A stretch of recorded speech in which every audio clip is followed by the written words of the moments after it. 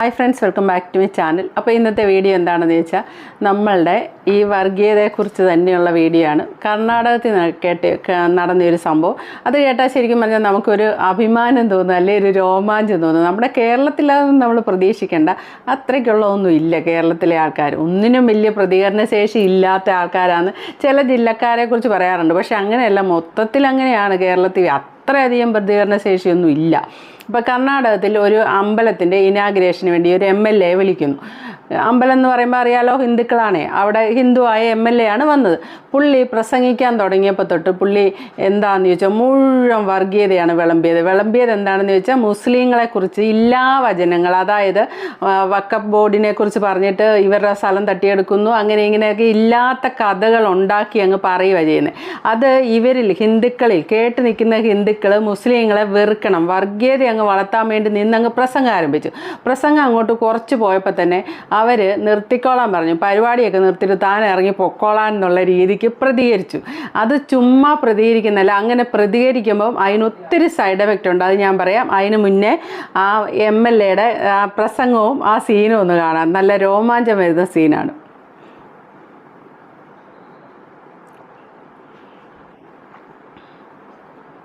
ಮೊನ್ನೆ ನೀವೆಲ್ಲ ಜಾಗೃತಿ ಮಾಡಕತ್ತ ಹೋಗಿ ನಾವು ತೆಗೆದ್ರೆ 8 ಎಕರೆ ವಕಫ್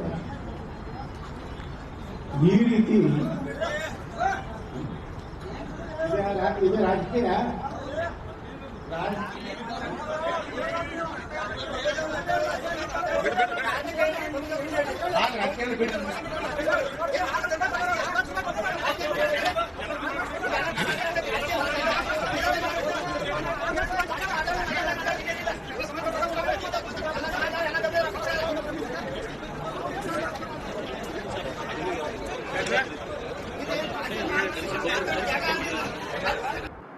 ഇത് രാഹുൽ ഈശ്വറിൻ്റെ ചാനലിൽ വന്നതാണ് കേട്ടോ. ഈ സംഭവത്തെ കുറിച്ച് പുള്ളി പറയുന്നത് തന്നെ നമുക്ക് ആദ്യം കേൾക്കാം. വളരെ കൗതുകമുള്ള ഒരു സംഭവം നവംബർ 11 അരങ്ങേറുകയുണ്ടായി. കർണാടകത്തിലെ MLA ആയ BP യത്നൽ അദ്ദേഹം ഒരു അമ്പലത്തിൽ വന്ന് മുസ്ലിം വിരോധം പ്രസംഗിച്ചതിന് അമ്പലത്തിലെ ഹിന്ദു ജനങ്ങൾ എണീച്ചു നിന്ന് അദ്ദേഹത്തിനെ കൂവുകയും പ്രതിഷേധിക്കുകയും അദ്ദേഹത്തിന് പ്രസംഗം പകുതി വഴി നിർത്തി വെളിയിൽ പോകേണ്ടി വന്നു. അലാമ പ്രഭു ടെമ്പിൾ എന്നാണ്, അലാമ പ്രഭു എന്നാണ് ഈ അമ്പലത്തിന്റെ പേര്. അവിടെ വെച്ചാണ് ഈ MLA BP യത്നൽ, അദ്ദേഹം BJPയുടെ ഒരു MLA ആണ്. അദ്ദേഹത്തിന്റെ പൂർണ്ണമായ നാമം ബസനഗൌഡ പാട്ടിൽ യത്നൽ. അദ്ദേഹം വളരെ മുതിർന്ന ഒരു MLA കൂടിയാണ്. അദ്ദേഹം ചേർഡൽ, ബഗൽകോട്ട് ജില്ലയിലെ ചേഡലിനാണ് നവംബർ 11 പ്രസംഗത്തിന് വന്നത്. അദ്ദേഹത്തെ ആയിരുന്നു ഈ അമ്പലക്കാർ ഇനോഗ്രേഷൻ വിളിച്ചത്. ഓർക്കണം, ഇനോഗ്രേഷൻ വിളിച്ച് അവർ മുഖ്യാതിയായി വിളിച്ച വ്യക്തിയാണ്. എന്നിട്ട് അദ്ദേഹം അമ്പലത്തിൽ വന്ന് ദൈവത്തെക്കുറിച്ചോ ഹിന്ദു സംസ്കാരത്തെക്കുറിച്ചോ ക്ഷേത്രങ്ങളെക്കുറിച്ചോ വിശ്വാസികളുടെ ഒരുമയോ ഐക്യത്തെയോ നന്മയെക്കുറിച്ചോ ഒക്കെ സംസാരിക്കുന്നതിന് വരെ മുസ്ലിം വിരോധം, ഇസ്ലാമോഫോബിയ സംസാരിച്ചു തുടങ്ങി. അദ്ദേഹം എന്നിട്ട് പറഞ്ഞു വഖഫ് ബോർഡ് അദ്ദേഹത്തിന് അറിയുന്ന ഒരു കർഷകനിൽ നിന്ന് ഏക്കർ പിടിച്ചെടുക്കാൻ 8 ഏക്കർ പിടിച്ചെടുക്കാൻ ശ്രമിച്ചു എന്നൊക്കെ ചുമ്മാ പറയണതാണ്, വെറുതെ പറയണം, ചുമ്മാ തെള്ളുകയാണ്. നമ്മൾ മുമ്പത്തെ വീഡിയോയിൽ കണ്ടതുപോലെ എങ്ങനെങ്കിലും അപരനുണ്ട്, നമ്മുടെ ലാൻഡ് പോകും, നാളെ മുസ്ലിങ്ങൾ നമ്മുടെ ലാൻഡിന് മേളിൽ കബ്സ അല്ലെങ്കിൽ ലാൻഡിന് മേളിൽ കയ്യേറ്റം ചെയ്യുന്നൊക്കെ പറയും, തള്ളുണ്ടാക്കി പറയുക. അത് കണ്ടില്ലേ, തള്ളുണ്ടാക്കി പറയാന്നുള്ള ഇത്. ഇവിടാണ്, കേരളത്തിലാണ് ഈ പ്രസംഗം പ്രസംഗിക്കുന്നതെങ്കിൽ ചിലപ്പോൾ ഒരു പക്ഷേ കുറേ അധികം ആൾക്കാർ ഇത് വിശ്വസിക്കാനുണ്ടായി. കാരണം അതുപോലെ ഇടിച്ച് കയറ്റി ഇത് ഇങ്ങനെ അങ്ങ് പറയാണ്.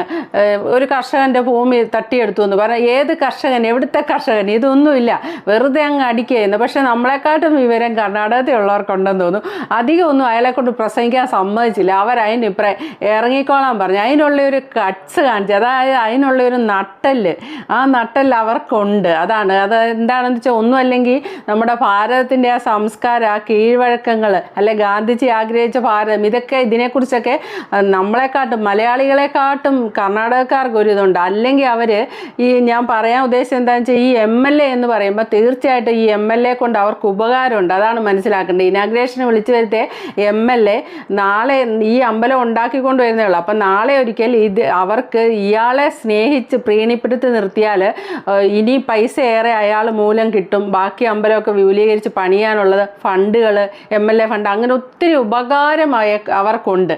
എന്നിട്ട് പോലും അവർ വന്ന വഴി മറന്നില്ലെന്നുള്ള. കാരണം ഈ അമ്പലം പണിതപ്പം അമ്പലത്തിന് 6 ലക്ഷം രൂപയെങ്കിലും മുസ്ലിങ്ങളായിട്ടുള്ള സഹോദരങ്ങൾ ഇട്ടിട്ടുണ്ട്. ഒരു ജാതി മതം ഒന്നും നോക്കാതെ ഒരേ ഒത്തൊരുമയോടെ നിന്നാണ് അവരത് ചെയ്തത്.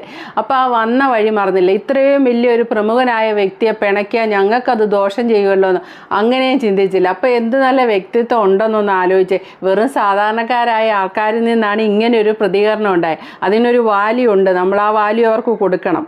അപ്പോൾ എന്നിട്ട് 8 ഏക്കർ അങ്ങനെ ഒരു ഫാർമറിൻ്റെ പേരൊന്നുമില്ല, ഏതോ ഒരു ഫാർമർ, അതായത് ഏതുപോലെ എന്ന് പറഞ്ഞാൽ തുള്ളിമരുന്ന് എന്ന് മുസ്ലിങ്ങൾ ഹിന്ദുക്കളുടെ ജനസംഖ്യ നിയന്ത്രിക്കുന്നു എന്നൊക്കെ പറയുന്ന പോലത്തുള്ള തെള്ളും കള്ളവുമാണ് സാധനം.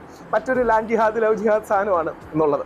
അപ്പോൾ അങ്ങനെ മുസ്ലിം വിരോധവും ഇസ്ലാമോഫോബിയയിൽ ഇദ്ദേഹം ഇങ്ങനെ കത്തിപ്പെടാൻ തുടങ്ങിയപ്പോൾ അവിടുത്തെ യഥാർത്ഥ ഹിന്ദു വിശ്വാസികൾ, ക്ഷേത്രവിശ്വാസികൾ, ദേവനിലും അലാമ പ്രഭുവിലും ഒക്കെ വിശ്വസിക്കുന്ന ആൾക്കാർ എണീച്ച് നിൽക്കുകയും പ്രതിഷേധിക്കുകയും കൂവുകയും ഇത്തരം അനാവശ്യ വിഷയങ്ങൾ, അതായത് മുസ്ലിം വിരോധത്തിൻ്റെയും ഇസ്ലാമോഫോബിയയുടെയും വിഷയങ്ങൾ ഇവിടെ പ്രസംഗിക്കരുതെന്ന് പറയുകയും അത് മതസൗഹാർദ്ദം കൂടിയുള്ളതാണ്. ഏറ്റവും പ്രധാനപ്പെട്ടതാണ് നമ്മുടെ ഈ മുസ്ലിം സഹോദരങ്ങളും ഞങ്ങളും ഒരുമിച്ച് ചേർന്ന് ഇവിടെ ജീവിക്കുന്നതെന്നും ഈ അമ്പലത്തിൻ്റെ കൺസ്ട്രക്ഷന് പോലും മുസ്ലിം സഹോദരങ്ങളുടെ ഭാഗത്തു നിന്ന് ഉദാരമായ സപ്പോർട്ടും സംഭാവനയും ഉണ്ടായെന്നും 6 ലക്ഷം രൂപയോളം മുസ്ലിം സഹോദരങ്ങൾ അവരുടെ ഹിന്ദു സഹോദരങ്ങൾക്ക് വേണ്ടി മതസൗഹാർദ്ദത്തിന് വേണ്ടി 6 ലക്ഷം രൂപ ഈ അമ്പലത്തിൻ്റെ കൺസ്ട്രക്ഷന് പോലും അവർ സംഭാവന ചെയ്തു. അങ്ങനെ എല്ലാ ഫെയ്ത്തുകളും ഒരുമിച്ച് നിന്ന് അതൊരു പരസ്പരമുള്ള സംസ്കാരത്തിൻ്റെ ഭാഗമാണ്. നമ്മൾ ക്രിസ്ത്യൻ പള്ളിക്കാണെങ്കിലും മുസ്ലിം പള്ളിക്കാണെങ്കിലും ഹിന്ദു ക്ഷേത്രത്തിനാണെങ്കിലും പരസ്പരമുള്ള ആഘോഷങ്ങൾക്കാണെങ്കിലും ഒക്കെ പങ്കുചേരുന്നതിൻ്റെ ഭാഗമായി ഒരുമിക്കുകയും സംഭാവന ചെയ്യുകയും ഒക്കെ ചെയ്തതാണ്. അപ്പോൾ ഇതൊക്കെ സാമൂഹികപരമായി ദേശീയപരമായി ഇന്ത്യയുടെ ഏറ്റവും വലിയ മഹത്വമാണ്. ഓർത്ത് നോക്കുക, ഇന്ത്യയിൽ ഇപ്പോൾ ഞാൻ രാമജന്മഭൂമി അല്ലെങ്കിൽ ബാബറി മസ്ജിദ് അല്ലെങ്കിൽ അയോധ്യയിലെ ധന്നിപ്പൂർ മോസ്കിലൊക്കെ പോയി എന്നാൽ കഴിയുന്ന സംഭാവന 2 സ്ഥലത്തും കൊടുക്കുകയുണ്ടായി. അത് നമ്മുടെ ഒരു കൾച്ചറാണ്, ഇന്ത്യൻ കൾച്ചർ എന്ന് പറയുന്നത്. അതാണ് ആർഷഭ ഇന്ത്യൻ കൾച്ചർ എന്നൊന്നും പറഞ്ഞിട്ട് കാര്യമില്ല. ഇന്നാളൊരു ഉസ്താദ് ഇരുന്ന് ഓണം ഒന്നും മുസ്ലിങ്ങൾ ആഘോഷിക്കരുത് എന്നുള്ള രീതി പറയുന്നത് കേട്ടു. അതേപോലെ തന്നെ ഇന്നാൾ നസ്രിയം ഭഗത്ബാസിലും തൃപ്പൂണിത്തുറ അമ്പലത്തിൽ കയറിയിട്ട് കൃഷ്ണരാജ് വക്കീൽ അതിൻ്റെ പേര് പോസ്റ്റ് ഇട്ടിട്ട് അവിടെ കൊണ്ടൊന്നും പുള്ളിക്ക് അങ്ങോട്ട് തൃപ്തി അടയായിട്ട് പുള്ളി അമ്പലത്തിലെ പ്രസിഡന്റിനെ കണ്ടിട്ട് അവിടെ അഹിന്ദുക്കൾക്ക് പ്രവേശനമില്ല എന്നുള്ള ബോർഡ് ഓൾറെഡി ഉണ്ടായിരുന്നു. എങ്ങനെയോ അത് പിന്നെ പറഞ്ഞ് എവിടെയോ പോയതാണ്. അപ്പോൾ അത് വീണ്ടും എടുത്ത് വെക്കാൻ വേണ്ടി ഞാൻ പറഞ്ഞിട്ടുണ്ട് എന്നാണ് പറഞ്ഞത്. കാലകരണപ്പെട്ടു പോയ കുറേ കാര്യങ്ങൾ എന്നാൽ നാട് പുരോഗമിക്കുമ്പോൾ അതൊക്കെ എടുത്ത് ദൂരോട്ട് കളയാനുള്ളതിന് വീണ്ടും അതിനെ വലിച്ചു കെട്ടിക്കൊണ്ട് വരികയാണ് ചെയ്യുന്നത്. അതേപോലെ തന്നെ അവിടെ ആ തൃപ്പൂണിത്തുറ അമ്പലത്തിൽ മാല കെട്ടിക്കൊടുക്കുന്ന ഒരു മുസ്ലിങ്ങളുടെ കടയിൽ നിന്നാണ്, ഷോപ്പിൽ നിന്നാണ്, പൂമാല. അപ്പം 25 വർഷമായിട്ട് ആ സ്ത്രീ അവിടെ മാല കെട്ടിക്കൊടുക്കുന്നു. ആ സ്ത്രീ അമ്പലത്തിൽ കയറുമെന്നും പറഞ്ഞ് ഇപ്പം പ്രശ്നം ഉണ്ടാക്കുന്നു. ഈ 25 വർഷമായിട്ട് പ്രശ്നമില്ലായിരുന്നു, ഇപ്പം അത് പ്രശ്നമായിട്ട് അവരെ തടഞ്ഞു, അവിടെ ചിലർ തടഞ്ഞു. അപ്പം അതും വിഷയമായിട്ടുണ്ട് ഇപ്പം. അപ്പോൾ ഒന്ന് നിങ്ങൾ ആലോചിച്ചേ, നമ്മളിപ്പോൾ കേരളത്തിലിപ്പോൾ എന്താണ് സംഭവിച്ചത്? മുന്നോട്ട് പോവുകയും നമ്മൾ വിവരം വെക്കുകയും വിദ്യാഭ്യാസം കൂടുകയൊക്കെ ചെയ്തപ്പോഴത്തേനും ഒന്നുകൂടെ നമ്മളിലേക്ക് വർഗീയതയും പല ജാതി എല്ലാവരും ഒന്നിച്ച് നിൽക്കണം, ജാതി മതവും നോക്കേണ്ട, സഹോദരങ്ങളായിട്ട് കാണണം, അങ്ങനെയൊക്കെ നമുക്ക് മുന്നേ കടന്നുപോയ നമ്മുടെ നല്ല നേതാക്കന്മാരല്ലേ, അതുപോലുള്ള ശ്രീനാരായണ ഗുരു, ഗാന്ധിജി, അങ്ങനെ അവരൊക്കെ ആഗ്രഹിച്ച് അതിലേക്ക് നമ്മൾ വരുന്നതിന് വരെ നമ്മൾ പുറകോട്ട് നടന്നുകൊണ്ട് നിൽക്കുന്ന ഒരു അവസ്ഥയാണ് ഇപ്പോൾ കേരളത്തിൽ നടക്കുന്നത്. ഇപ്പം തന്നെ BJP നേതാക്കന്മാരും അതല്ലാത്തവരും ഒക്കെ പ്രസംഗിക്കുന്നതിൻ്റെ BJPക്കാർ പ്രസംഗിക്കുമ്പോൾ മന്ത്രിമാരാണേലും MP-മാരാണേലും പ്രസംഗിക്കുമ്പോഴത്തേക്കിനും വഖഫ് ബോർഡിനെയൊക്കെ കുറിച്ച് വിവാദമായ പരാമർശങ്ങളൊക്കെ വരുന്നുണ്ട്. അതേപോലെ വർഗീയതയൊക്കെ കടന്നു കൂടുന്നുണ്ട്. ഒരു സഹോദര സ്നേഹം നമുക്ക് കേരളത്തിൽ നഷ്ടപ്പെട്ടുകൊണ്ടിരിക്കുകയാണ്. ആ സമയത്താണ് കർണാടകക്കാർ അവർക്ക് ബെനിഫിറ്റ് ഉള്ള ഒരു കാര്യം നഷ്ടപ്പെടുത്തിക്കൊണ്ട് അവർ പ്രതികരിച്ച്. ഒന്ന് ആലോചിച്ച് നോക്കി, അവർക്ക് ശരിക്കണം അവർക്കൊരു ബിഗ് സല്യൂട്ടെന്ന് നമ്മൾ പറയണം, നമ്മൾ കണ്ടുപഠിക്കണം. ശരിക്കും പറഞ്ഞാൽ നമുക്ക് തമിഴ്നാട്ടുകാർ, കർണാടകക്കാരെന്നൊക്കെ പറയുമ്പോൾ നമുക്ക് എന്തോ വിദ്യാഭ്യാസ സാക്ഷരതയിൽ നമ്മളങ്ങ് മുൻപന്തിയിലാണ്, നമ്മളങ്ങ് എന്തോ വലിയ സംഭവമാണെന്നൊക്കെ നമുക്കൊരു വിചാരമുണ്ട്. പക്ഷേ വെറുതെ കുറച്ച് ആൾക്കാർക്കുണ്ട് കേട്ടോ, കുറേ അധികം ആൾക്കാർക്ക് ബോധവും വിവരവും ഉണ്ട്, സഹോദരങ്ങളായിട്ടാണ്. സാധാരണക്കാർ എനിക്ക് പരിചയമുള്ള അല്ലെ എൻ്റെ ചുറ്റുവട്ടത്തുള്ള ഒരൊറ്റ മനുഷ്യർക്ക് ഈ ജാതി മതം വിശ്വാസമില്ല. അങ്ങനത്തെ ഒരു ചിന്ത പോലുമില്ല. എല്ലാ ആഘോഷവും ഒന്നിച്ച് ആഘോഷിക്കും. പെരുന്നാൾ വരുമ്പോൾ അവരുടെ വീട്ടോട്ട് വരും, ഓണം വരുമ്പോൾ ഇങ്ങോട്ട് വരും, ഇങ്ങനെയൊക്കെ ആയിട്ട് നല്ല രീതിക്ക് കഴിഞ്ഞു പോകുന്നത്. പക്ഷേ ഈ മേൽത്തട്ടിലുള്ള കുറേ ആൾക്കാർ കിടന്ന് വല്ലാതെ കുരയ്ക്കുന്നുണ്ട്. ആ കുറേ അധികം ആൾക്കാരിലേക്ക് എത്തുന്നുമുണ്ട്, അതിനെ സപ്പോർട്ട് ചെയ്യാനും കുറേ ആൾക്കാരുണ്ട്. അപ്പോൾ രാഹുൽ ഈശ്വർ ഏതായാലും ഈ വീഡിയോ ഷെയർ ചെയ്തത് ഇപ്പോഴത്തെ ഒരു സമയത്ത് വളരെ നല്ലൊരു കാര്യമാണ്. ഈ കേരളത്തിൽ ജീവിക്കുന്നവർ ഈ വീഡിയോ മാക്സിമം ഷെയർ ചെയ്ത് കാണണം. കാരണം അവരുടെ മുന്നിൽ, കർണാടകത്തിലെ ആ അമ്പലത്തിലെ സാധാരണക്കാരായ ആൾക്കാരുടെ മുന്നിൽ നമ്മളങ്ങ് ചെറുതായിപ്പോയെന്ന് പറയാം. അതുപോലെയാണ് അവർ പെരുമാറുന്നത്. നിങ്ങൾ ഓർക്കണം, അവിടെ അമ്പലത്തിൽ കൂടിയ തനി ഹിന്ദു വിശ്വാസികളാണ്. അതും കൂടെ നിങ്ങൾ ആലോചിക്കണം. തനി ഹിന്ദു മതവിശ്വാസികളാണ്. പക്ഷേ എന്നാലും അവർക്ക് ആ മുസ്ലിം സഹോദരങ്ങളോടുള്ള ഇഷ്ടവും നന്ദിയും കണ്ടോ. ആ അമ്പലം പണിതപ്പോൾ അവർക്ക് 6 ലക്ഷം രൂപ ഇട്ടാണ് സഹോദരങ്ങളായിട്ട് നിന്ന. ഇവർക്ക് കിട്ടാൻ പോകുന്ന ഒരു നേട്ടത്തെ ഓർത്ത് അവരെ തള്ളി പറഞ്ഞില്ല. അതാണ് ആലോചിക്കേണ്ടത്. MLA ആണെന്നൊന്നും ഓർത്തില്ല. പ്രസംഗം പോകുന്ന വഴി ശരിയല്ലെന്ന് കണ്ടപ്പോഴേ അവർ പ്രതിഷേധിച്ചു, ഇറങ്ങിക്കോളാൻ പറഞ്ഞു. എനിക്കാണ് ഈ വീഡിയോ കണ്ടപ്പോൾ വളരെയധികം ഇഷ്ടപ്പെട്ടു. Okay, thank you for watching. അടുത്ത വീഡിയോ കാണാം. ആദ്യമായിട്ട് കാണുന്ന ഒരു ചാനലൊന്ന് സബ്സ്ക്രൈബ് ചെയ്യാൻ മറക്കല്ലേ.